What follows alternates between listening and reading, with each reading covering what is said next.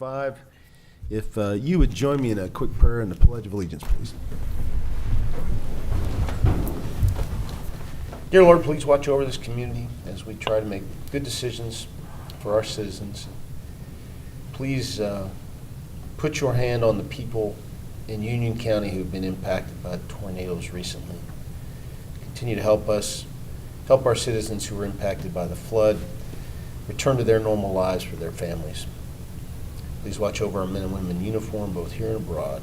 We say these things in Jesus' name. Amen. Amen. I pledge allegiance to the flag of the United States of America and to the republic for which it stands, one nation, under God, indivisible, with liberty and justice for all. Madam Clerk, would you please call the roll? Sure. Magistrate Starks. Here. Magistrate Berry. Here. Magistrate Southard. Here. Magistrate Tompkins. Yes, ma'am. And Magistrate Putman. Here. Okay, we're here to hear the recommendations of our allocations committee, which we have used for the second year now, help organize through our United Way, and we appreciate all the work they do in making what we think this is a better process for vetting these applications and identifying worthy candidates. And with that, I hope everybody has a list of the recommendations in front of them. And I will ask Jack Brewer to come up and tell us a little bit about the thinking of the committee and what we're looking at.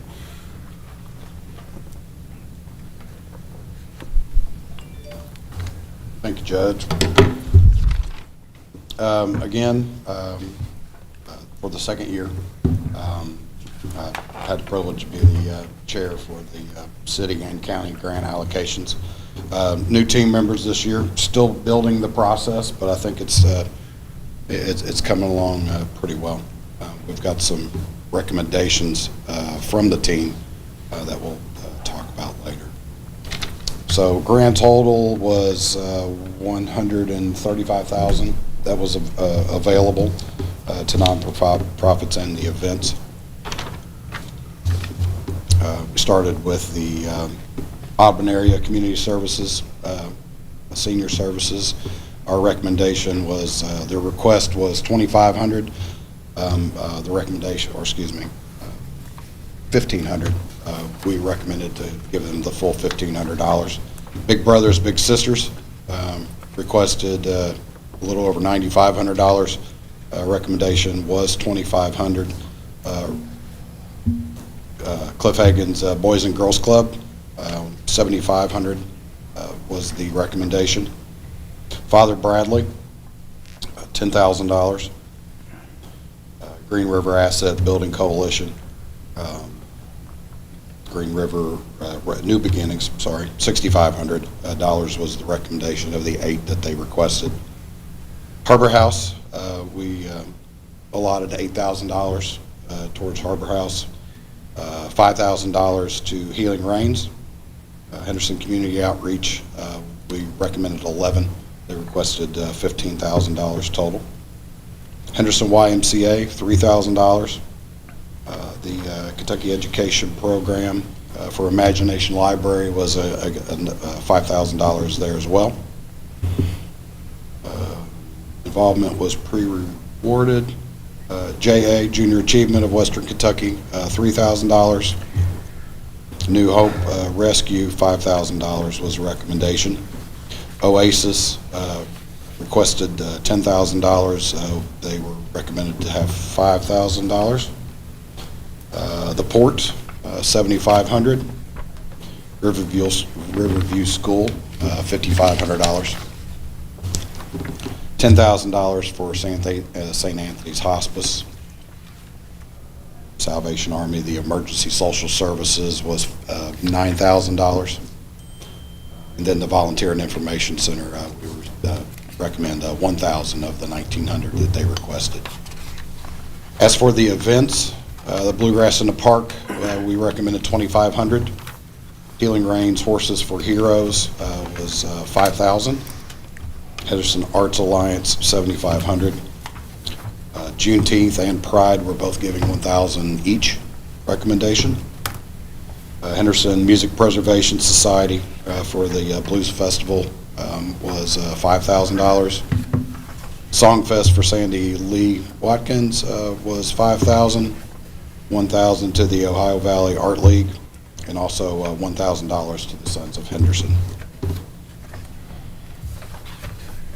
Any questions? I appreciate, again, the work of the committee. I don't know, we have a couple members of the committee here. Anything you'd like to add about the process? I think it is gelling.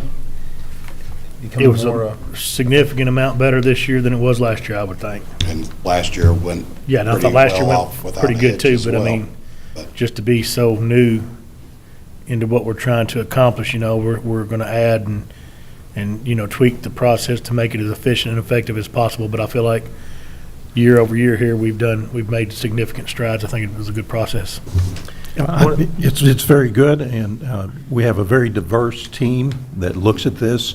A lot of them have some already firsthand knowledge of these different agencies, and that helps a lot. But as Magistrate Tompkins just mentioned, I think it's going to get even better as time goes on. We get more information.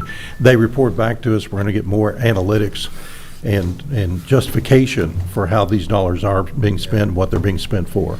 And correct me if I'm wrong, but that's one of the values of Housing the Center United Way, because they have the kind of the infrastructure to gather data, store data, Agreed. present us data based on the reporting of these entities we're giving money to, which is valuable to us. So thank you. Agreed. Allocations team, Holly Blanford with the City of Henderson, Brenda Duncan Ryder, obviously, Taylor and Bill are part of it, Kurt Wyson as well. Nick Witt, Taylor, already mentioned you, Megan Mortis, Chelsea Mills, Bobby Jarrett, Riley Hamilton, and Kevin Dixon, or Gibson, excuse me, new member of the team. One of the things that we did, we're coming with recommendations to try to streamline this a little bit more. We are recommending that monies for events are separated from all the non-for-profit grants, just to streamline the process again. When we get in that mindset that we're trying to help the non-for-profits that are helping with services of the city and the county, it's kind of hard to switch gears and start talking about giving money towards tourism, like the blues festivals. Nothing against it, but only 2 of those events actually provide monies or help to any of the non-for-profits, and there's nothing wrong with that. And if this is the only account that all of those can be serviced from, we understand. But if the events could be separate from the non-for-profits, that would help us out from that side. Describe that to me a little bit. When you say separate, what do you mean? If the monies of the grand total, we'll say if there's $150,000, we would like the city and the county to set the budget for parameters for what goes to non-for-profits and what they recommend would go towards the events. You mean total amount of money, the total Correct. budget? Okay. Correct. That way, it's all subdivided, because we're keeping the county and the city funds separately when we Right. are doing those. We would recommend that we talk about trying to separate the events from the non-for-profit grants. Would you, I mean, I don't so know. would they come to court and make the ask, or they will still submit?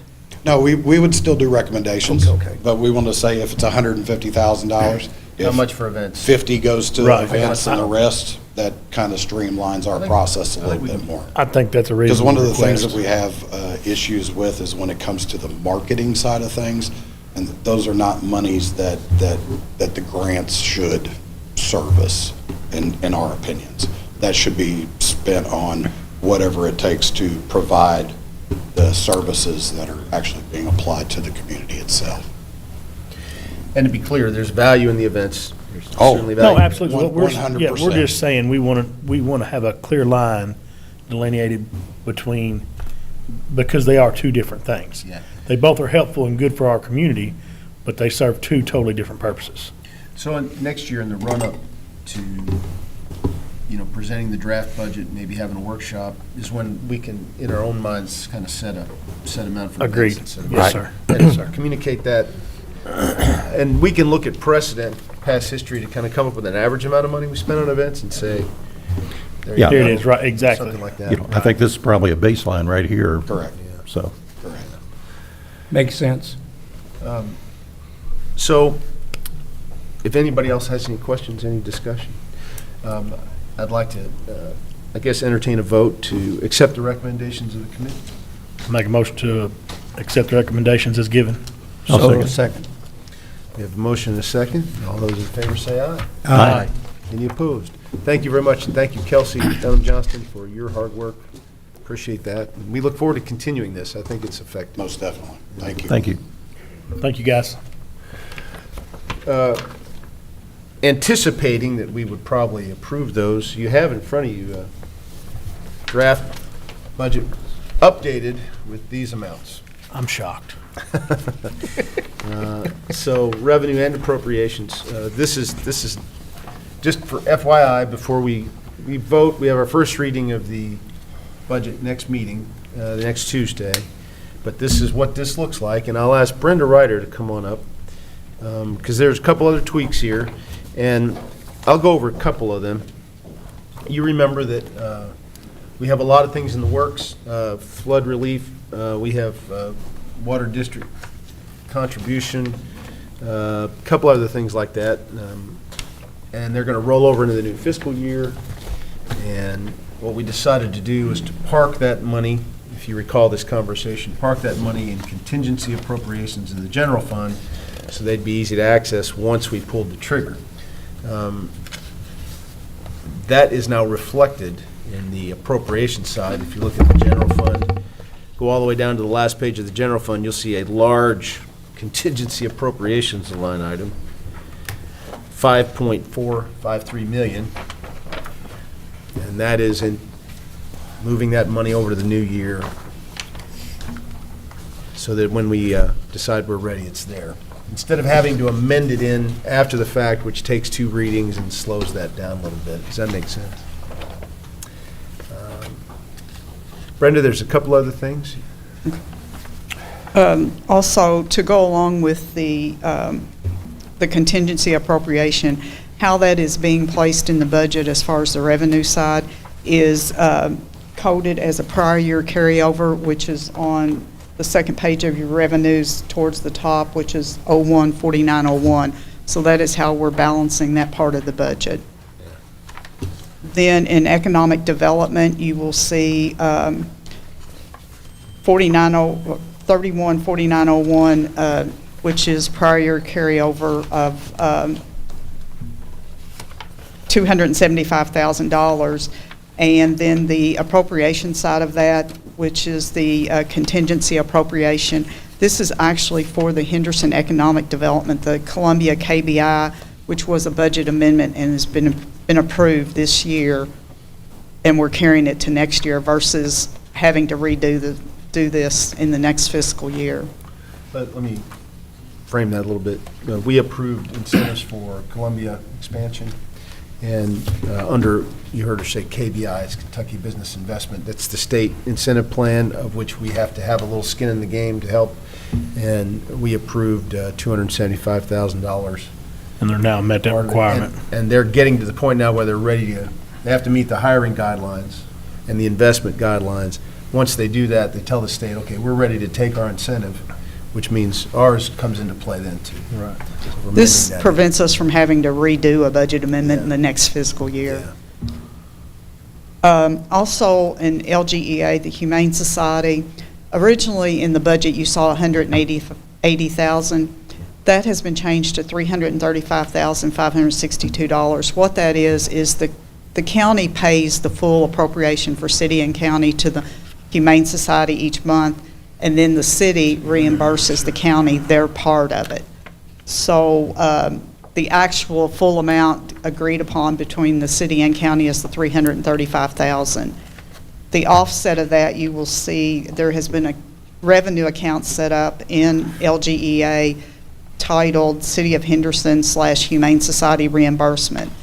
And you will see that that's budgeted at $155,562, and that's for the revenue. And that's actually a little bit less than what will be received.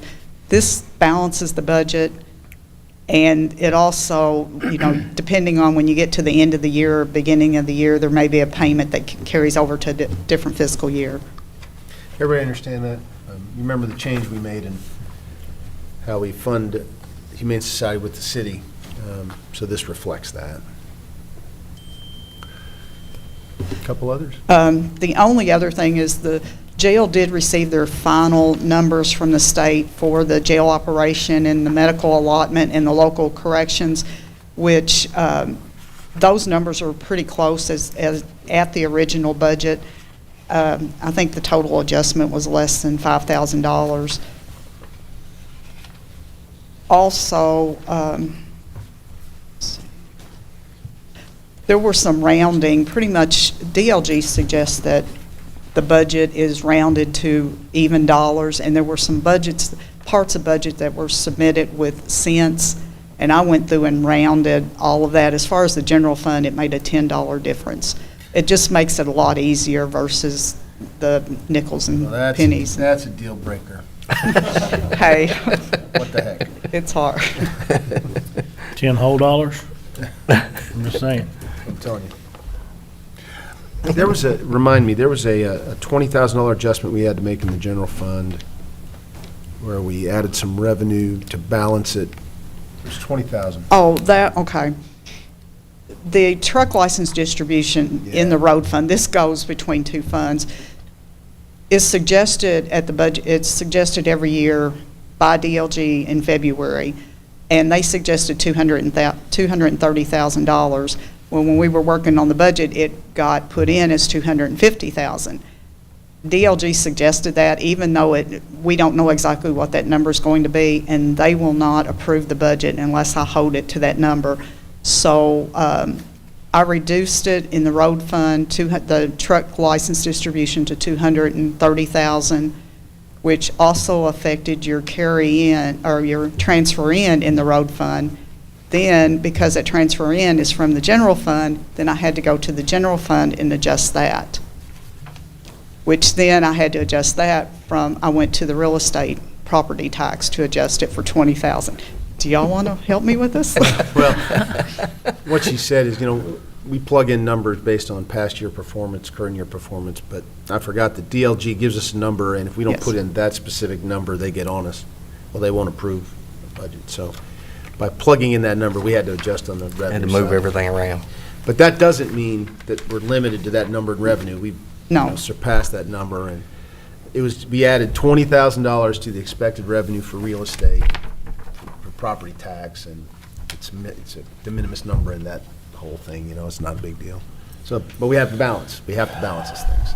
And this is basically an outline to go on your next fiscal year, and it all has to balance, so. Couple items. We were contacted, and my memory was jogged about our commitment to the Homeless Coalition. Remember, this was kind of an informal 3-year partnership with the city to fund a case manager to work with homeless people to try to get them to resources. We funded the first year. This year, again, informal kind of 3-year commitment. We did not require them to go through the vetting process because it was a partnership between the city and county. And I forgot about that, to be honest. And Brittany Smith, who's on the board of the Homeless Coalition, said, "Hey, are we ready to do the second year?" And I went, "Well, okay, we didn't count for that, but there's an easy way to fix it, which is to simply make our next installment in June before the end of this fiscal year. Re-up. I think we have a couple options. Well, our commitment was 20 grand this year. We can allot them 20 grand more and have them come in and make a report, make sure everybody feels good about that. But I think they've done exactly what they said they would do. Or, as we've done with some others in the past, we can allot them 40 grand and call it even. We're kind of done. I don't have to worry about it again for 2 more years. Couple options there. We have discussion about this? I would rather do it one time and be done with it. Well, I'm kind of going where you're going, because again, their ask could increase, right? If something come up. Well, we have an agreement. If they went to the city, Yeah. but if they went to the city, for whatever reason, then we're matching. So I'm kind of like Taylor, can we just pay up front and be done with it? For- Yes, and, we've got plenty of money in general fund contingency to do this. Was that money was to provide the As long as manager? they remember we're done with it. Splitting the cost of the managers. Managers, yeah. We Through used to be the paying somebody $40,000 a year to, Daniel Patino shelter, right? under the Yeah. umbrella of the Daniel Yeah. Patino Shelter. So, again. I'm in my- favor of my- that. My proposal would be to give them the $40,000 with an agreement that goes along with it saying, hey, go forth and prosper. Yeah, Right. and report back. Yes. Yeah, oh, yes. And I can have them come in, I can have Brittany come in next meeting or first meeting in June to offer the report. Perfect. I think you'll find that they are absolutely doing. They do a good job. It's money well spent, but we still need to make sure, cross Ts, dot Is. In lieu of a lot of shelter options, which we really don't have, but are available in Owensboro and other places here, I think having somebody who spends their days reaching out to these people was a good accommodation, as opposed to spending millions of dollars on erecting some sort of shelter here and having ongoing expenses and all, I mean, maybe it makes sense at some future date, but this toe in the water with a case manager, I think, was a good, cost-effective way to do it. Anybody else have any thoughts on that? I would agree that just writing them a check and being done for 2 years, we don't have to worry about it again. I don't have to remember to put it in the budget next time. We'll be good. And it is in the minutes that we're doing this. That way, next year when they come. Yeah. Do they have to agree to take the money all at once, or they say we really have to? I'm sure they will. I'm sure they will. But what I tell you what I'd like to do is either next meeting, next Tuesday, or the first meeting in June, have them come in, report, and then we take a vote on this. Okay. And that way we don't have to worry about it for next. I think that's great. We're good. Yep. We just approved some money for for Salvation Army next year, and we were giving, I think, 9,000. And I'm just trying to, we'd given 9,000 in the past, pretty static amount for their ongoing operations. Many of you may know that during the course of the flood relief and ongoing efforts now, it's not over, they really had to dip into their pockets big time to accommodate people. And they've been very generous with both what they've been able to provide, and some of that came down through their national organization, I know, but we've set aside $1 million for flood relief, and maybe in the new year, when we get through this, I'd like to think about us helping to make Salvation Army here whole for what they've done. Just like the ice storm, they always step up. They're one of our designated shelters, and they always answer the call. But Well, and that's a legal way we can use money to help. Yeah, and So I agree. they answer the call, but that's not necessarily in their budget, Right. And I don't know how much help they get from national, Right. but they always step up. And we've helped them in the past. If you recall, we helped them with a generator. We paid for that out of our emergency management funds because, again, that's a shelter. So if the generator doesn't work, and we need to shelter people there, we're in trouble, right? So it was worth our time and money to make sure that we have that available to our community. So I'd love us to think about helping out Salvation Army in that way. We have amended the $1 million in. We have a line item for the Salvation Army already in the budget that we can transfer money to and help them. Sooner than later is good by me, but maybe I can work with Butch. Yeah, if they could give us A a number? roundabout idea, A number. yes. That would be, as you know, I've had a little bit of frustration with how the state allows us to help flood victims, but this is one way we can help an organization that definitely helped flood victims, and we already fund to begin with. Right. So if you don't mind, I may work with Butch and come up with an idea. And Sounds good. I I agree with Taylor, though. I'd like to see the numbers because I think we're all going to be shocked at what it cost them. I agree. It wasn't pennies, No. you know, No. so. No, and they continue to. It continues to happen. Right. And the reason why I say that is I want to make sure that we contribute enough, Yeah, because I don't want to do it and it not make a difference. You know what I mean? yeah. I want to make sure that we continue to support the residents that need it through those avenues that we're allowed, so. Well, and you bring up another good point, Taylor, I mean, because we're still feeding daily, you know, in a soup kitchen. Right. You know, then that was what you was talking about, Judge, was an add-on, you know what I mean, so. Yeah. You only got so much bread and stuff that, Yeah. you gotta make it all go around, so. The other item that's not in next year's budget, but the flood has brought this, you know, to the head is what the Red Cross has done. Evansville chapter of the Red Cross has done. I am completely impressed with the way they have helped. If you've ever been out to the checkpoint during the first few days of the flood, if you ever went out there, and Keith, Magistrate Barry can attest to this, they had vans out there feeding people every day for weeks. And these were volunteers from New Jersey and California, and they were going door to door, handing out the muck buckets and cleaning supplies. And I would love to kind of give them some money too as a thank you, and knowing that they helped our people. The challenge I have, though, is that Red Cross is a national organization, and that sometimes they have the reputation of donations disappearing into the ether at the national level. If there's a way that we can guarantee that whatever contribution we may feel like giving to them stays local, stays at the Evansville chapter, which is the one that covers us, I'd love to have us talk about maybe handing them some money too. If we can get that guaranteed in writing, I have no problems. Otherwise, Well, the thing it's hard is, for me to do it. I don't know that I agree with that, and the reason why is they showed up. The money the money gets back, even if it goes to the national, it gets back to here if we need Not it. always. That's the whole reason why it's got that problem.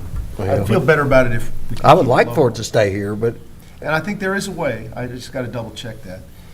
That's just my opinion. We'll do it. But I tell you what, many organizations have pitched in for good community. They've been unbelievable Yeah. in helping with warehousing donations and vetting people coming in, getting it. I mean, they've been awesome too. And we're going to thank them formally at some point. But the two organizations that really went out in the field and were serving people where they needed it were Salvation Army and Red Cross. Hey, stay tuned on that, and I'll work with Butch on a number for Salvation Army, and I'll do a little bit more research on Red Cross. Can't you designate that money to the Red Cross? Kelsey, you know anything like, is there a designation we say for this? I don't know their formal setup, but they did go through United Way's process this year, and they explained in their review that there is a way to designate to Southwest Indiana, but they're set up differently than United Way. They're top down, whereas like we're local and then go up. So I don't know their formal setup, but Beth Sweeney was incredible to work with. We also have Janine Brown that was in the meeting the other day with FEMA. Both of them are incredible, and they would have better information. Well, FEMA's set up now with the Salvation Army today, I believe. Are they? Are they? I think so. They were setting up tables and everything Yeah, over there. they are about to open a disaster resource center. Yeah. For people to come in and help sign up for all the Well, it does financial sound like a resources. way, though, we could keep that money, you know, you're talking about. And I'd be remiss if I didn't talk about how much work Kelsey Dunham has done at United Way, organizing volunteers and donations. She's been a hero, and we'll have plenty of time to say thanks. But It's but- been a very huge team effort. Yeah. Friends like Red Cross, Salvation Army are really doing that. it's not over, but good things, the aid's going to be getting to people. FEMA aid's really going to be getting to people. And just another shout out, we're looking into having a long-term disaster recovery group committee that will be in place Yeah. for the next times that we are faced with something like that, which I think is also a good thing.